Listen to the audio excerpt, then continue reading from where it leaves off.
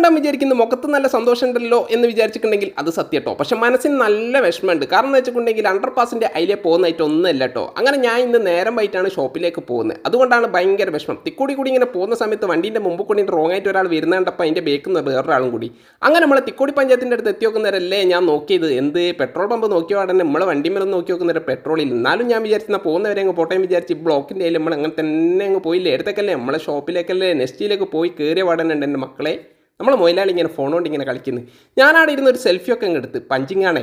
അങ്ങനെല്ലാം കൂടി എൻ്റെ മക്കളെ ഒരു രക്ഷയില്ല. വീണ്ടും വീണ്ടും പറയാനുള്ളൊരു കാര്യം എന്ന് വെച്ചുകൊണ്ട് പണി ഇങ്ങ് തുടങ്ങിയില്ലേ. ഇത് തുടങ്ങിയ പാടന്നെ പിന്നെ ഇത് എന്നെ കാണിക്കാനാണെന്ന് എനിക്ക് തോന്നിയ വഴിക്ക് ഞാനും എന്താക്കുക ക്ലീൻ ചെയ്യാനങ്ങ് തുടങ്ങി. ഓരോ എടുക്കുകയും ചെയ്ത് അവരെ ഒന്ന് ഇങ്ങനെ തുടച്ച് ഇങ്ങനെ കുത്തിരിക്കല്ലേ. കുത്തിരിഞ്ഞ പാടെ തന്നെ നമ്മളെ അബീൻ്റെ കിട്ടാം.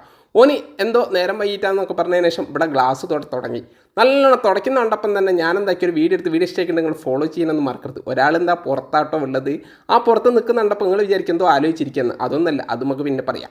അങ്ങനെയെല്ലാം കൂടി ഞാൻ ഇവിടുന്ന് ഗ്ലാസ്സൊക്കെ തുടച്ച് ഉഷാറാക്കിയിട്ട് ഇങ്ങനെ ഒന്ന് കസ്റ്റമറൊക്കെ വന്നതിന് ശേഷം ഒന്നും പറയണ്ട, ഇത് നമ്മളെ വാച്ചിൻ്റെ ഒരു കവർ വേണമെന്ന് പറഞ്ഞപ്പോൾ അത് ചെയ്ത് കൊടുക്കുക കേട്ടോ. അങ്ങനെല്ലാം കൂടി നമ്മളെ പാടായി എന്നൊക്കെ പറഞ്ഞതിൻ്റെ തൊട്ട് നമ്മളെ അടിച്ചു പൊളിച്ച് ഇന്നത്തെ ദിവസം ഇതാക്കി. അപ്പോൾ അടുത്ത വീഡിയോയിൽ കാണുന്നവരെ ബായ്.